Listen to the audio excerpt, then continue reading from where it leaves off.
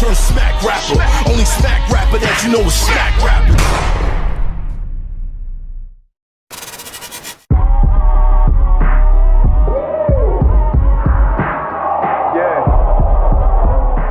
Let me ask you a question. If when they attempted to fire you, had the whole cast, the whole team said, nah, this whole shit shut down, y'all let him go, you think they would have overturned that? Yeah, they would have. When my showrunner told me that they would have done that shit. But certain people thought, you know what I mean, they could take my torch and run with it, you feel me? Right. They didn't understand, like, I was sitting and putting the burden on me and putting the stress carrying this show, especially after Sky left, bro. After Sky left, bro, I was here by myself, bro. And I'm sitting here putting on, to the point that most of these niggas is partying. I'm still doing interviews for 12 hours and shit. And I'm not even sitting there and I'm like, fuck it, I'm the boss, man, I gotta put in the work.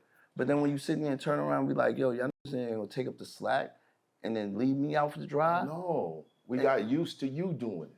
And this is what I mean. So when and if it falls apart, it's your fault.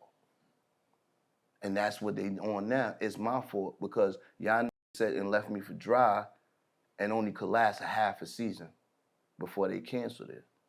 Because now it's like, yo, what we watching? We watching the niggas that never had this nigga back, never did nothing. Then even the fans say almost every day, you feel me? Like, yo, how y'all niggas leave y'all mans to dry? Like, I've been there for every time y'all made a mistake. I never faltered, never sat there and went with the crowd and shit like that. You know what I mean? I felt like nobody talked up for me. No one could sit there and be like, nah, this not like that. Y'all bugging the fuck out. Like, he just went through a moment. So my shit was like, damn, I couldn't even make a mistake with you. Couldn't. Don't say that. I said something and I got off the calendar. Yeah? My nigga, and then that's when you... I was off the film calendar. If you really noticed that last season when he was most of the niggas that really supported me, niggas got him out of here. And those were my own niggas that did this shit to me. I was gone. If you watch the whole season, Bae was out of there.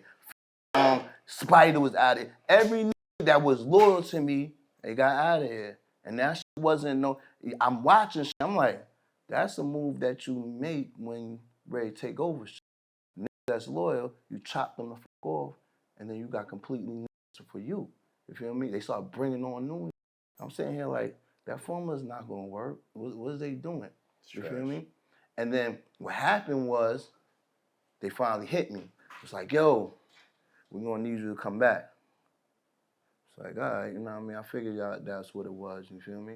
Because y'all know I have a good track record with y'all. I just fucked up. Cool. The writer's strike happened. Bro, that writer's strike fucked that whole situation up. Because when the writer's strike happened, they couldn't get right no more. And they had to use a fake me to serve these niggas a cease and desist. And it wasn't even me. Wow.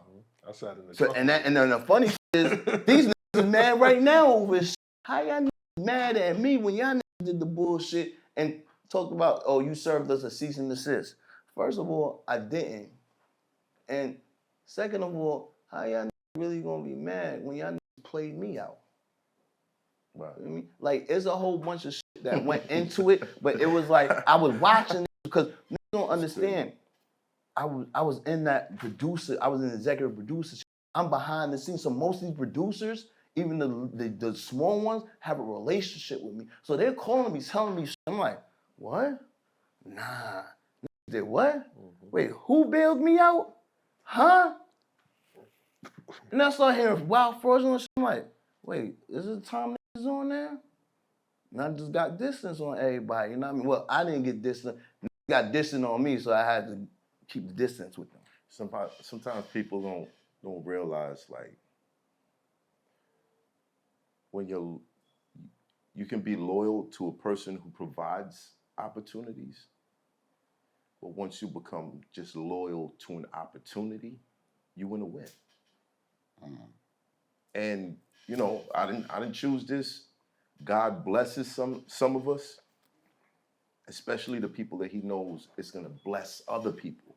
Facts. But once you turn your back on that Win a win. You know what I don't respect, man. I don't respect, and I was talking to C's about this the other day. I don't respect knowing that, for myself, for example, got a whole family I take care of.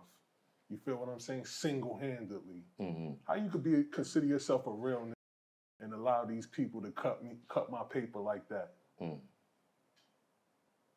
Who surprised you the most? It's always family, man. It's always family. That's what really surprised me the most. Honestly, that's what hurt me the most. You would never think you get to that limit that you don't think people won't want you to get no money no more. Bro, it's like that wow. Shit, That's kinda dangerous. like, Yeah. That's a dangerous game, right? That shit really hurt because, you know what I mean? That's worse than violence. Most of the time, they used to tell me, like, they be warning me, like, yo, this ain't for me. Like, the way you talk about me on the show, this never happened. Who you talking about? I'm talking about Ted. See what I mean? And then it was like, when that shit happened and he changed the number on me and just got distant, it was like, that shit was kind of weird to me, bro. Because you got to understand, me and that nigga been from the mud together. And it was like, I seen the situation, but I'm gonna be honest with you, I should have been smarter, you feel me? Because I seen him do that shit before. He did it with Puma before this, you know what I mean? He didn't like the situation with me and Duchess, you feel me? So he decided, like, fuck you, I ain't fuck with you no more. And hopefully this show could go to Puma. I looked past that shit, I'm like, maybe, you know what I mean? But then when he did it again now, it was like, oh, y'all been planning this shit. And then I sit back and I'll be like, but we supposed to be family. Right. Like, I never done nothing to you. I never did no backstabbing shit to you ever. But you've done shit like that to me before. And you keep repeating it. And it's like, Even now, it's like, I don't got no hatred towards him because I'm always gonna love him, bro. Because my love was genuine at first. I'd never leave that nigga in no type of situation, especially in my darkest moments, bro. But when I really realized, like, damn, this ain't f***ing with me, when I was in the hospital. Like, I try to keep it secret, but a lot of the niggas heard about it. Mm-hmm. And all the people that came in, when this nigga heard, this nigga ran up to the hospital. Nigga came looking for me. I was under John Doe, bro, because I ain't want niggas to really know about that shit. But the niggas that was close, they found out about it, because I ain't in the shop for a week. Niggas can't reach me, no nothing. I'm in the hospital for a whole month. It was 2 weeks. Niggas like, nah, something's up with this. You ain't seen him. Finally somebody broke it down like it was in the hospital, bro. So when that shit happened now, I'm hearing from almost everybody except the people that, you know what I mean, I'm expecting to hear from. And then it's like, damn, if I died today, niggas wouldn't even show up to my funeral. Now I can't worry about this shit no more. I got to rise above it, and I got to get where I got to get, bro. Right. But that shit hurt me, bro. Yeah. Because you would think, like, you know, sometimes when you grow with your boys, you think, like, you know what I mean, the niggas that you day one and you getting money with, and we finally made it somewhere, you think, like, yo, my nigga, we gonna be in rocking chairs talking about all the crazy shit we did back in the day. And most of the time, that shit is just a mirage, bro. It's just a fantasy. It never go that way. And never go that way. And that, yo, bro, and that shit hurt me because it was like, damn, I really thought me and homie was like, nigga, we gonna be talking about our kids, our grandkids, all this other shit. It's like, that shit is just a joke. It's man. I would have died for. I wouldn't even Bro, live for and that's the thing. right I'd have died for this, bro. No, I wouldn't even live for certain niggas right now. That's how bad it is. Like, it's certain niggas I wouldn't even live for. Facts. Like, if it's like, man, 25 years I gave to music. 25 years. And you know how much you probably helped? Man, listen, it's still being helped by the work that I put in. Still to this day being helped by the work and you can't compensate me for that. There's no blood, sweat, and tears. You can't pay me for that. How the fuck you gonna pay me for that? Right. For the sleepless nights and the my mother died 11 years ago. I spent half of the time that I could have been with my mom hanging around some niggas that at the end of the day, give two fucks about you. Right. They don't even care about themselves. Mm-hmm. That's deep. Because if you cared about yourself, you wouldn't do me this way. Yeah. I mean, that's how it is, bro. You find yourself buying dinner for people who wouldn't buy a bag of chips for you. You dig what I'm saying? Like,